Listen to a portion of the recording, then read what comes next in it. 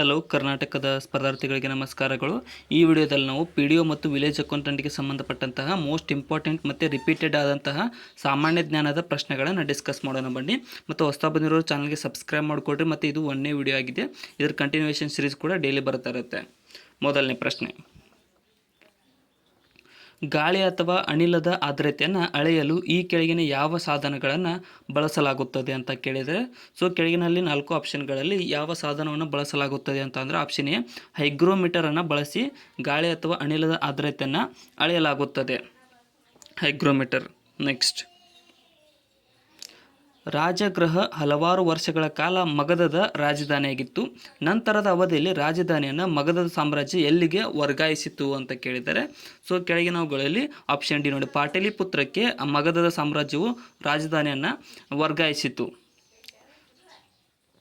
Next, ರಾಜಗೃಹದಿಂದ ಇನ್ನು ಯಾವ ವರ್ಷಕ್ಕಿಂತ ಮೇಲ್ಪಟ್ಟ ಭಾರತೀಯ ಪ್ರಜೆ ಮಾತ್ರ ರಾಜ್ಯದ ರಾಜ್ಯಪಾಲರ ನೇಮಕಾತಿಗೆ ಅರ್ಹರಾಗುತ್ತಾರೆ ಅಂತ ಕೇಳಿದರೆ, ಸೊ ಸಿಂಪಲ್ ಆಗಿ ಏನು ಕೇಳ್ಬೋದು, ರಾಜ್ಯಪಾಲರ ಅಧಿಕಾರಕ್ಕೆ ಬರಬೇಕಂದ್ರೆ ಎಷ್ಟು ವರ್ಷ ವಯಸ್ಸಾಗಿರಬೇಕು ಅಂತ. ಆಪ್ಷನ್ ಡಿ ನೋಡಿ, 35 ವರ್ಷ ಒಬ್ಬ ವ್ಯಕ್ತಿಗೆ ವಯಸ್ಸು ದಾಟಿರಬೇಕಾಗುತ್ತದೆ.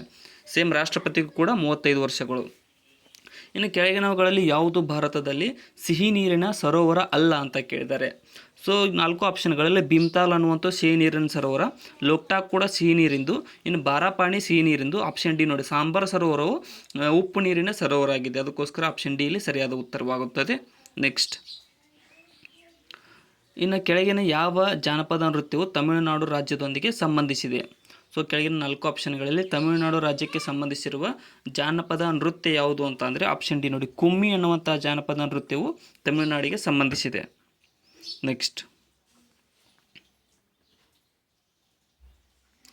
ಭಾರತದ ಸಂವಿಧಾನದ ಯಾವ ವಿಧಿಯು ಅಸ್ಪೃಶ್ಯತೆ ಪರಿಕಲ್ಪನೆಯನ್ನು ರದ್ದುಗೊಳಿಸುತ್ತದೆ ಮತ್ತು ಯಾವುದೇ ಆಕಾರ ಅಥವಾ ರೂಪದಲ್ಲಿ ಅದರ ಆಚರಣೆಯನ್ನು ನಿಷೇಧಿಸುತ್ತದೆ ಅಂತ ಕೇಳಿದರೆ, ಸೊ ಕೆಳಗಿನವುಗಳಲ್ಲಿ ಅಸ್ಪೃಶ್ಯತೆ ನಿವಾರಣಾ ಕಾಯ್ದೆ ಯಾವುದು ಅಂತ ಅಂದರೆ ಇಲ್ಲಿ ಆಪ್ಷನ್ ಸಿ ನೋಡಿ, 17ನೇ ವಿಧಿಯು ಈ ಒಂದು ಅಸ್ಪೃಶ್ಯತೆ ನಿವಾರಣೆಗೆ ಸಂಬಂಧಪಟ್ಟಂತಹ ವಿಧಿಯಾಗಿದೆ. ಸೊ ಇನ್ನೂ ಯಾರು ಸಬ್ಸ್ಕ್ರೈಬ್ ಮಾಡಿಲ್ಲ ಅಂದರೆ ಸಬ್ಸ್ಕ್ರೈಬ್ ಮಾಡಿಕೊಡ್ರಿ ಮತ್ತು ಕೊನೆವರೆಗೂ ನೋಡಿ. ನೆಕ್ಸ್ಟ್ ಕ್ವಶನ್ ಸ್ವಲ್ಪ ಡಿಫ್ರೆಂಟ್ ಅನ್ನಿಸ್ಬೋದು, ನೋಡ್ಕೊಡ್ರಿ. ಇನ್ನು ರಾಜಸ್ಥಾನದ ಪ್ರಸಿದ್ಧ ಪುಷ್ಕರ ಮೇಳವು ಒಂದು ವರ್ಷದಲ್ಲಿ ಎಷ್ಟು ಬಾರಿ ನಡೆಯುತ್ತದೆ ಅಂತ ಕೇಳಿದ್ದಾರೆ. ಸೊ ಪುಷ್ಕರ ಮೇಳ ನಮಗೆ ರಾಜಸ್ಥಾನದಲ್ಲಿ ನಡೆಯುತ್ತದೆ ಅಂತ ಗೊತ್ತು, ಆದರೆ ಎಷ್ಟು ಬಾರಿ ಅಂತ ಅನ್ನೋದನ್ನು ಇಲ್ಲಿ ಆಪ್ಷನ್ ಡಿ ನೋಡಿ, ವರ್ಷಕ್ಕೆ ಒಂದೇ ಬಾರಿ ಪುಷ್ಕರ ಮೇಳವು ರಾಜಸ್ಥಾನದಲ್ಲಿ ನಡೆಯುತ್ತದೆ. ನೆಕ್ಸ್ಟ್, ಭಾರತದ 5ನೇ ಪಂಚವಾರ್ಷಿಕ ಯೋಜನೆ ಯಾವುದರ ಮೇಲೆ ಕೇಂದ್ರೀಕೃತಗೊಂಡಿತ್ತು ಅಂತ ಕೇಳಿದರೆ, ಸೊ ಭಾರತದ 5ನೇ ಪಂಚವಾರ್ಷಿಕ ಯೋಜನೆ ಯಾವುದರ ಮೇಲೆ ಕೇಂದ್ರೀಕೃತಗೊಂಡಿತ್ತು ಅಂತ ಅಂದರೆ ಇಲ್ಲಿ ಆಪ್ಷನ್ ಸಿ ನೋಡಿ, ಬಡತನ ನಿವಾರಣೆಯ ಮೇಲೆ ಅತಿ ಹೆಚ್ಚು ಅದು ಕೇಂದ್ರೀಕೃತಗೊಂಡಿತ್ತು. ನೆಕ್ಸ್ಟ್, ಸ್ವಾತಂತ್ರ್ಯದ ಸಮಯದಲ್ಲಿ ಭಾರತದ ಜನಸಂಖ್ಯೆಯು ಸುಮಾರು 75% ಜನರು ಯಾವುದರ ಮೇಲೆ ಅವಲಂಬಿತರಾಗಿದ್ದರು? ಸೊ 1947ರಲ್ಲಿ ಭಾರತದ ಜನರು ಅತಿ ಹೆಚ್ಚಾಗಿ ಕೃಷಿಯ ಮೇಲೆ ಅವಲಂಬಿತಗೊಂಡಿದ್ದರು. ಅದು ಎಲ್ರಿಗೂ ಗೊತ್ತೇ ಇದೆ. ಆಪ್ಷನ್ ಸಿ ಇಲ್ಲಿ ಸರಿಯಾದ ಉತ್ತರ. ನೆಕ್ಸ್ಟ್, ಕೆಳಗಿನವುಗಳಲ್ಲಿ ಯಾವುದು ದ್ವಿತೀಯ ವಲಯದ ಚಟುವಟಿಕೆಯಾಗಿದೆ ಅಂತ ಕೇಳಿದ್ದಾರೆ. ಸೊ ಕೆಳಗಿನವುಗಳಲ್ಲಿ ದ್ವಿತೀಯ ವಲಯದಲ್ಲಿ ಕಂಡುಬರ್ತಕ್ಕಂಥ ಚಟುವಟಿಕೆ ಯಾವುದು ಅಂತ ಅಂದರೆ ಇಲ್ಲಿ ಸರಿಯಾದ ಉತ್ತರ ಆಪ್ಷನ್ ಸಿ ಆಗುತ್ತೆ ನೋಡಿ, ಉತ್ಪಾದನೆ ಅನ್ನುವಂಥದ್ದು ದ್ವಿತೀಯ ವಲಯದಲ್ಲಿ ಕಂಡುಬರುವ ಚಟುವಟಿಕೆಯಾಗಿದೆ. ಆಪ್ಷನ್ ಸಿ ಸರಿಯಾಗಿದೆ. ನೆಕ್ಸ್ಟ್,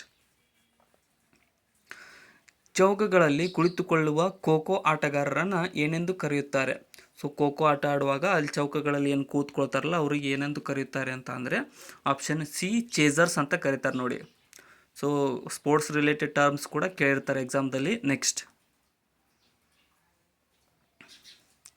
ಇನ್ನು ಖೇಲೋ ಇಂಡಿಯಾ ಯೂತ್ ಗೇಮ್ಸ್ನಲ್ಲಿ ಯಾವ 2 ವಯಸ್ಸಿನ ವರ್ಗವನ್ನು ಪರಿಗಣಿಸಲಾಗುತ್ತದೆ ಅಂತ ಕೇಳಿದರೆ, ಸೊ ಖೇಲೋ ಇಂಡಿಯಾ ಯೂತ್ ವರ್ಷದಲ್ಲಿ ಯಾವ ವರ್ಷದ ಮಕ್ಕಳು ಅಥವಾ ಕ್ರೀಡಾಪಟುಗಳು ಇದು ಭಾಗವಹಿಸ್ತಾರೆ ಅಂದರೆ ಆಪ್ಷನ್ ಬಿ ನೋಡಿ, 17 ವರ್ಷಕ್ಕೆ ಮೇಲ್ಪಟ್ಟಿರಬೇಕು ಮತ್ತು 21 ವರ್ಷಕ್ಕಿಂತ ಕೆಳಗಡೆ ಇರಬೇಕು, ಅಷ್ಟು ಆ ವರ್ಷದ ಮಕ್ಕಳು ಅಥವಾ ಕ್ರೀಡಾಪಟುಗಳು ಭಾಗವಹಿಸುತ್ತಾರೆ ಖೇಲೋ ಇಂಡಿಯಾ ಯೂತ್ ಗೇಮ್ಸ್ನಲ್ಲಿ.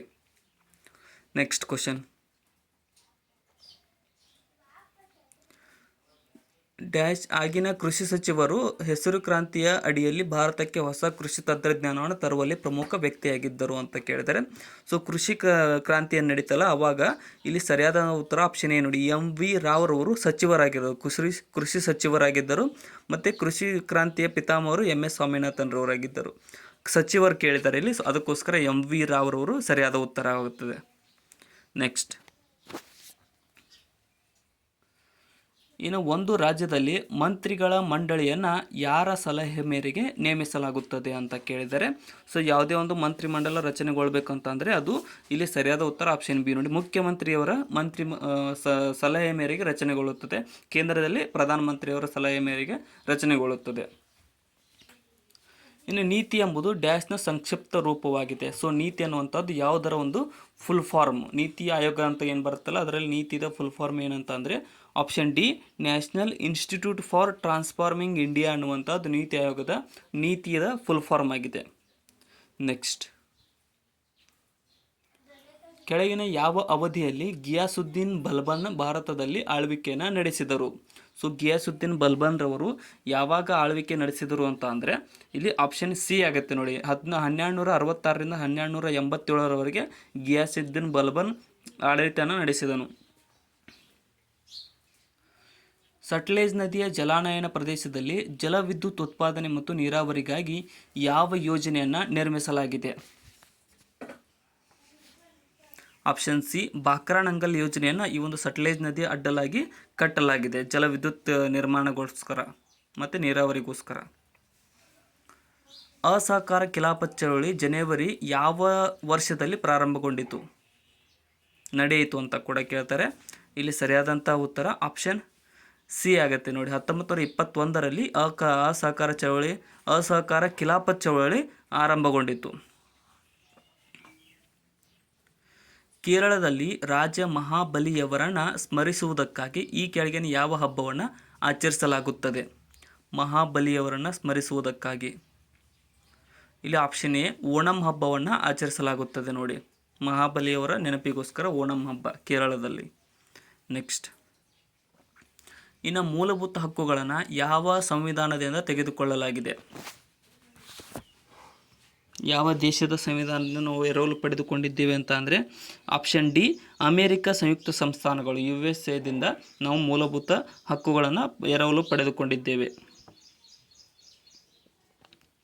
ವೈದ್ಯರು ತಮ್ಮ ರೋಗಿಗಳಿಗೆ ಸಾವಿರಾರು ಕಿಲೋಮೀಟರ್ ದೂರದಲ್ಲಿ ಕುಳಿತು ಸಲಹೆ ನೀಡಲು ಯಾವ ತಂತ್ರಜ್ಞಾನವನ್ನು ಬಳಸುತ್ತಾರೆ ಅಂತ ಕೇಳಿದರೆ, ಸೊ ವೈದ್ಯರು ಈ ರೀತಿಯಾಗಿ ಚಿಕಿತ್ಸೆ ನೀಡಲು ಆಪ್ಷನ್ ಎ, ಟೆಲಿಮೆಡಿಸಿನ್ ಅನ್ನುವಂತಹ ತಂತ್ರಜ್ಞಾನವನ್ನು ಬಳಸುತ್ತಾರೆ, ಟೆಲಿಮೆಡಿಸಿನ್. ನೆಕ್ಸ್ಟ್, ಸರ್ಕಾರದ ಸಂಸದೀಯ ರೂಪವನ್ನು ಯಾವ ಮಾದರಿ ಎಂದು ಕರೆಯಲಾಗುತ್ತದೆ? ಸರ್ಕಾರದ ಸಂಸದೀಯ ರೂಪವನ್ನು ಯಾವ ಮಾದರಿ ಎಂದು ಕರೆಯಲಾಗುತ್ತದೆ ಅಂತ ಅಂದರೆ ಇಲ್ಲಿ ಆಪ್ಷನ್ ಬಿ ಆಗುತ್ತೆ ನೋಡಿ, ವೆಸ್ಟ್ ಮಿನಿಸ್ಟರ್ ಮಾದರಿಯ ಮೂಲಕ ಈ ಒಂದು ಸಂಸದೀಯ ಸರ್ಕಾರವು ನಿರ್ಮಾಣಗೊಳ್ಳುತ್ತದೆ. ವೆಸ್ಟ್ ಮಿನಿಸ್ಟರ್ ಮಾದರಿ ನೆನ್ಪಿಟ್ಕೊಡ್ರಿ ಅದನ್ನು. ನೆಕ್ಸ್ಟ್, ಪ್ರದೇಶದ ಪ್ರಕಾರ ಭಾರತದ ಅತ್ಯಂತ ಚಿಕ್ಕ ಕೇಂದ್ರಾಡಳಿತ ಪ್ರದೇಶ ಯಾವುದು?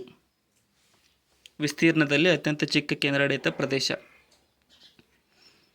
ಸರಿಯಾದ ಉತ್ತರ ಆಪ್ಷನ್ ಬಿ ನೋಡಿ, ಲಕ್ಷದ್ವೀಪವು ವಿಸ್ತೀರ್ಣದಲ್ಲಿ ಭಾರತದ ಅತ್ಯಂತ ಚಿಕ್ಕ ಕೇಂದ್ರಾಡಳಿತ ಪ್ರದೇಶವಾಗಿದೆ.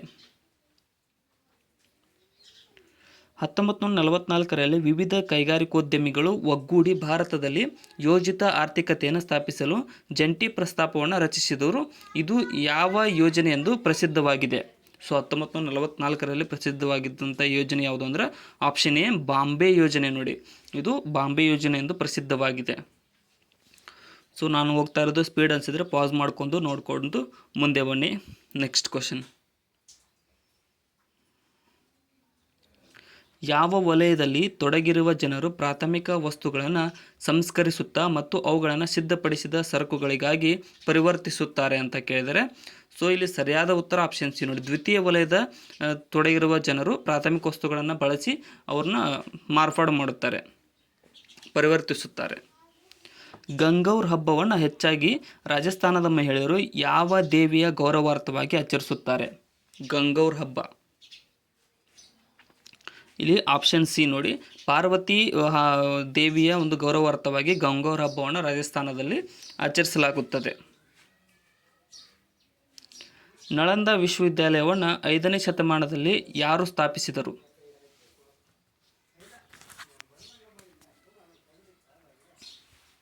ಇಲ್ಲಿ ಆಪ್ಷನ್ ಸಿ ನೋಡಿ, ಕುಮಾರಗುಪ್ತನು ನಳಂದ ವಿಶ್ವವಿದ್ಯಾಲಯವನ್ನು 5ನೇ ಶತಮಾನದಲ್ಲಿ ಸ್ಥಾಪಿಸಿದನು. ನೆಕ್ಸ್ಟ್, ಎಲ್ ನಿನೋ ಎಂಬುದು ಒಂದು ವಿದ್ಯಮಾನವಾಗಿದ್ದು ಪ್ರತಿ 2 ರಿಂದ 5 ವರ್ಷಗಳಿಗೊಮ್ಮೆ ಯಾವ ಕರಾವಳಿಯ ಉದ್ದಕ್ಕೂ ಬೆಚ್ಚಗಿನ ಸಾಗರ ಪ್ರವಾಹಗಳು ಶೀತ ಪ್ರವಾಹಗಳನ್ನು ಬದಲಾಯಿಸುತ್ತವೆ ಅಂತ ಕೇಳ್ತಾರೆ. ಸೊ ಇಲ್ಲಿ ಸರಿಯಾದಂತಹ ಉತ್ತರ ಆಪ್ಷನ್ ಎ ನೋಡಿ, ಪೆರುವಿಯನ್ ಸಾಗರ ಕರಾವಳಿಯ ಉದ್ದಕ್ಕೂ ಈ ಒಂದು ಬೆಚ್ಚಗಿನ ಪ್ರವಾಹಗಳು ಶೀತ ಪ್ರವಾಹಗಳಾಗಿ ಬದಲಾಯಿಸುತ್ತವೆ. ಎಲ್ ನಿನೋ ಎಫೆಕ್ಟ್ ಅಂತ ಕರಿತೀವಿ. ಹೋದ ವರ್ಷ ಇದು ಆಗಿತ್ತು, ಮಳೆ ಕಡಿಮೆ ಆಗುತ್ತೆ ಆ ರೀತಿ ಏನಾದರೂ ಆದರೆ. ಇನ್ನು ಭಾರತದಲ್ಲಿ ಯಾವ ಕಾರ್ಯಕ್ರಮವು ಗ್ರಾಮೀಣ ಮತ್ತು ನಗರ ಪ್ರದೇಶಗಳಲ್ಲಿ ಸಬ್ಸಿಡಿ ಬೆಲೆಯಲ್ಲಿ ಆಹಾರ ಧಾನ್ಯಗಳು ಮತ್ತು ಇತರ ಅಗತ್ಯ ವಸ್ತುಗಳನ್ನು ಒದಗಿಸುತ್ತದೆ?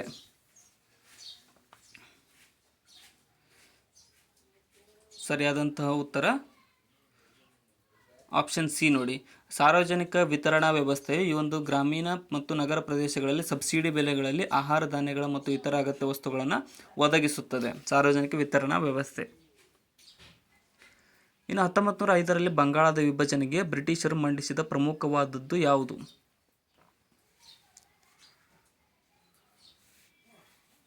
ಏನಂತಂದರೆ ಆಪ್ಷನ್ ಸಿ ನೋಡಿ, ಆಡಳಿತಾತ್ಮಕ ಅನುಕೂಲತೆ ಅಂತ ಬ್ರಿಟಿಷರು ಕಾರಣವನ್ನು ನೀಡಿ ಇಂದು ಬಂಗಾಳನ ವಿಭಜನೆ ಮಾಡ್ತಾರೆ 1905ರಲ್ಲಿ. ನೈಸರ್ಗಿಕ ಅನಿಲವನ್ನು ಸುಡುವಾಗ ಯಾವ ಅನಿಲ ಬಿಡುಗಡೆಯಾಗುತ್ತದೆ? ನ್ಯಾಚುರಲ್ ಗ್ಯಾಸನ್ನು ಸುಡುವಾಗ ಯಾವ ಅನಿಲ ಬಿಡುಗಡೆಯಾಗುತ್ತದೆ ಅಂತ ಅಂದರೆ ಇಲ್ಲಿ ಆಪ್ಷನ್ ಎ ನೋಡಿ, ಇಂಗಾಲದ ಡೈಆಕ್ಸೈಡ್, ಕಾರ್ಬನ್ ಡೈಆಕ್ಸೈಡ್ ಬಿಡುಗಡೆಗೊಳ್ಳುತ್ತದೆ. ನೆಕ್ಸ್ಟ್, ಫುಡ್ ಗೈಡ್ ಪಿರಮಿಡ್ನ ಮೇಲ್ಭಾಗದಲ್ಲಿ ಏನು ಬರುತ್ತದೆ? ಆಹಾರ ಮಾರ್ಗದರ್ಶಿ ಪಿರಮಿಡ್ನ ಮೇಲ್ಭಾಗದಲ್ಲಿ. ಇಲ್ಲಿ ಆಪ್ಷನ್ ಬಿ ನೋಡಿ, ಕೊಬ್ಬುಗಳು ಮತ್ತು ಸಕ್ಕರೆಗಳು ಈ ಒಂದು ಫುಡ್ ಗೈಡ್ನ ಮೇಲ್ಭಾಗದಲ್ಲಿ ಕಂಡುಬರುತ್ತವೆ. ಸೊ ಅಂದರೆ ಅಪ್ಪರ್ನಲ್ಲಿ. ಸೊ ಇಲ್ಲಿಗೆ ಇವತ್ತಿನ GK ಪ್ರಶ್ನೆಗಳು ಮುಕ್ತಾಯಗೊಂಡಿದ್ದಾವೆ. ಸೊ ನಾಳೆ ಕೂಡ ಇದೇ ರೀತಿಯಾದ ಕಂಟಿನ್ಯೂಯೇಷನ್ ವಿಡಿಯೋಸ್ ಬರ್ತಾ ಇರುತ್ತೆ. ಅದಕ್ಕೋಸ್ಕರ ಹೊಸದಾಗಿ ಸಬ್ಸ್ಕ್ರೈಬ್ ಮಾಡ್ಕೊಳ್ರಿ. ಮತ್ತು ವಿಡಿಯೋನ ಆದಷ್ಟು ನಿಮ್ಮ ಫ್ರೆಂಡ್ಸ್ಗೂ ಕೂಡ ಶೇರ್ ಮಾಡಿ. ಮತ್ತು ಡಿಸ್ಕ್ರಿಪ್ಷನ್ದೊಳಗಡೆ ನಮ್ಮ channel Instagram, Telegram, Facebook 3 link ಇದಾವೆ. ಅವುಗಳನ್ನು ಕೂಡ ಫಾಲೋ ಮಾಡಿಕೊಡ್ರಿ. Thank you so much.